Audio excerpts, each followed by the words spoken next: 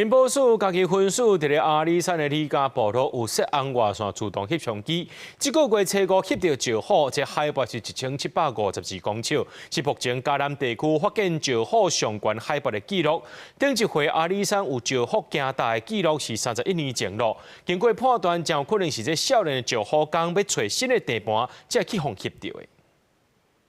初五透早4点半，红外线自动相机镜头前出现一只石虎，慢慢来行伫阿里山乡李家部落边国有林地，这是阿里山乡隔31年，搁一摆通报石虎出现。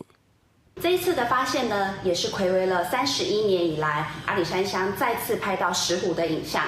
同时呢，它也是记录到了江南地区海拔最高的一个石虎分布的一个地点。林保署家己分署甲家己县合作达人协会并扩大合作，以红外线自动相机记录，原本用来监测台湾乌心热点，煞意外翕到石虎。即摆出现也写落嘉南地区石虎出现上悬海拔记录。因为过去石虎伫家己只有两笔资料记录，像2018年中部乡、2022年国道1号家己交流道顶较低海拔平地，即摆出现伫高海拔是真珍贵。年轻的公石虎，它开始独立以后，它的习性就是会要去找